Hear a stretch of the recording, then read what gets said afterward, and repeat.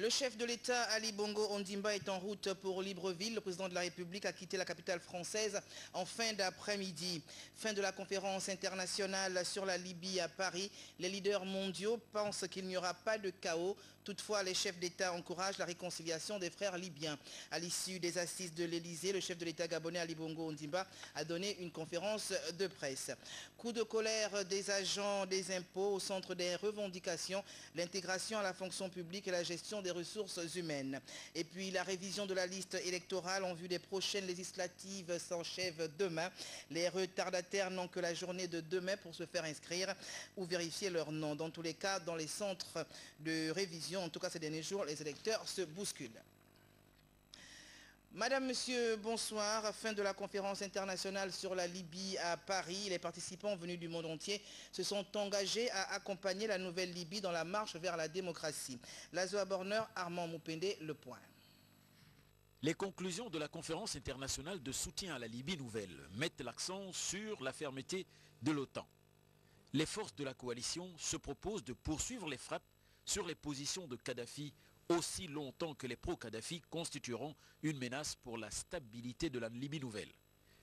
Une décision qui fait suite à la détermination annoncée de Mouammar Kadhafi, celle d'entretenir une résistance militaire plutôt que de se rendre.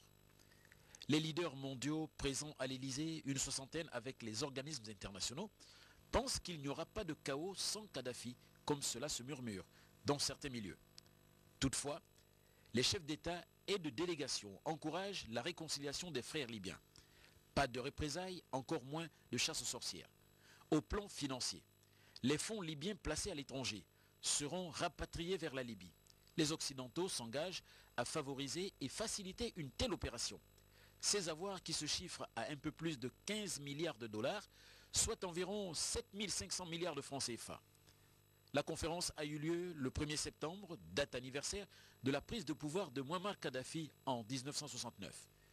Cette conférence est pour le chef de l'État Ali Bongo Ondimba la concrétisation d'une opération née il y a quelques mois au Conseil de sécurité des Nations Unies avec le vote de la célèbre résolution 1973. Le Gabon, notre pays, a participé à la mise en place de la dite résolution. Et depuis lors, la position de notre pays n'a pas changé. Soutien sans partage au peuple libyen victime des massacres du camp Kadhafi. Une absence à Paris est à noter, celle de l'Afrique du Sud.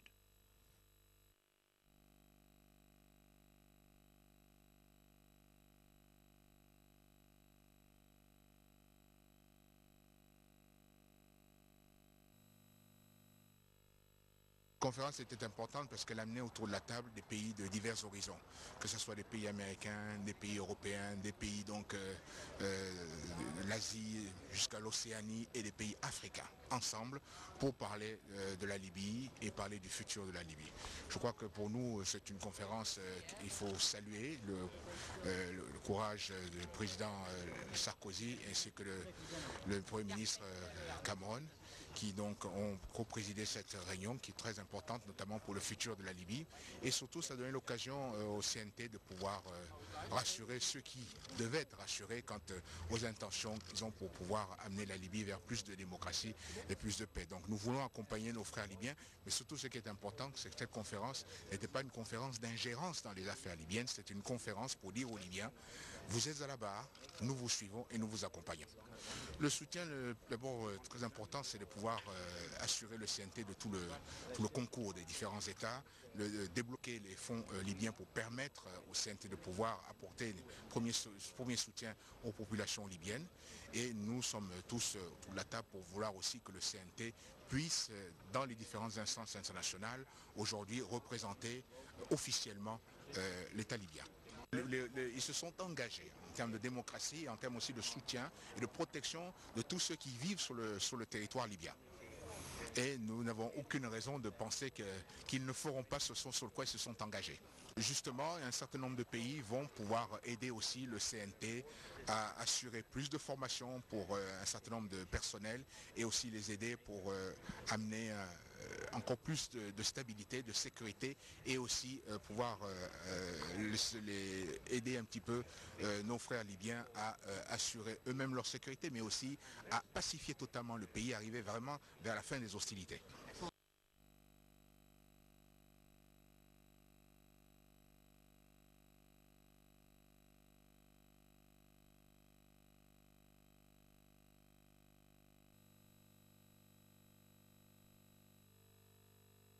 Bongo Ondimba, Sheikh Hamad bin Khalifa Al Thani, a eu lieu dans les locaux de l'ambassade du Qatar à Paris.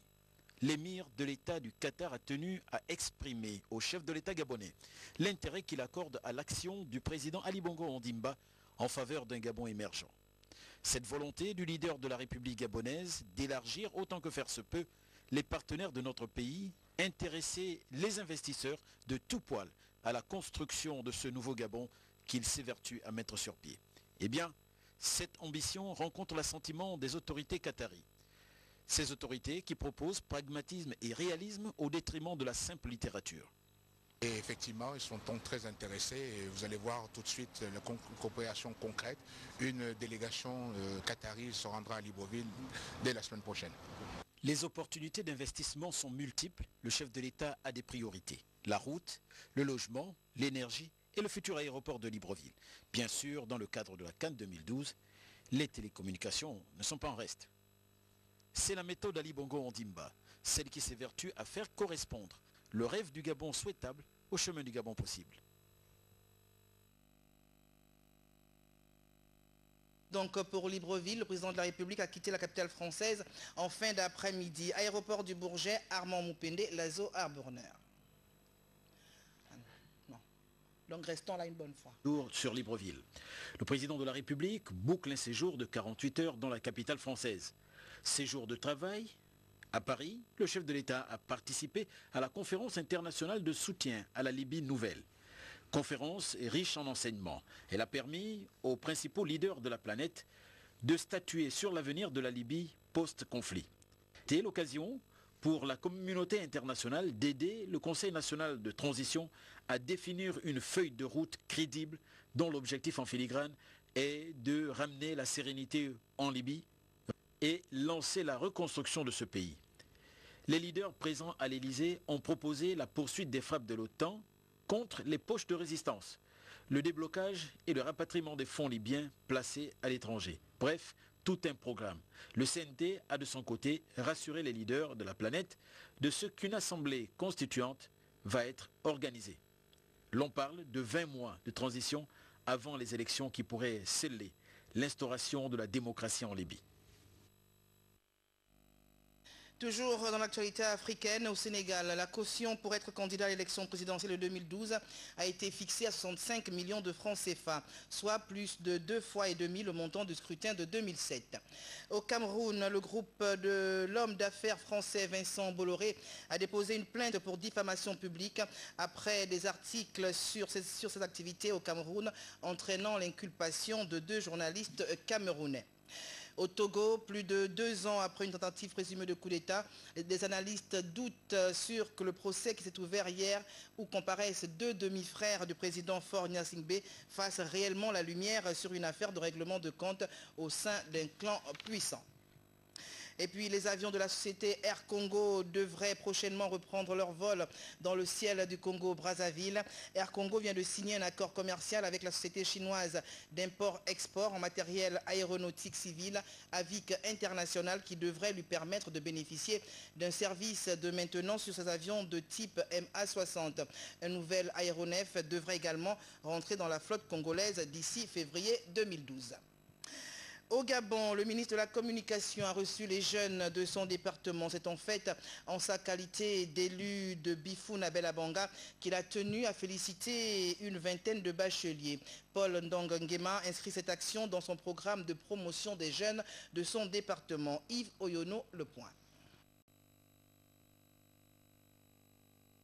À l'occasion de cette soirée conviviale, ces jeunes bacheliers ont rendez-vous avec le ministre de la Communication, de la Poste et de l'économie numérique, Paul Ndongema. Mes chers enfants, asseyons-nous.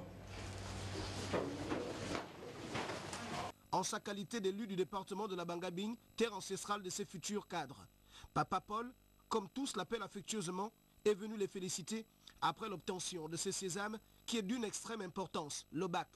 Restaurer le goût de l'effort, du travail bien fait.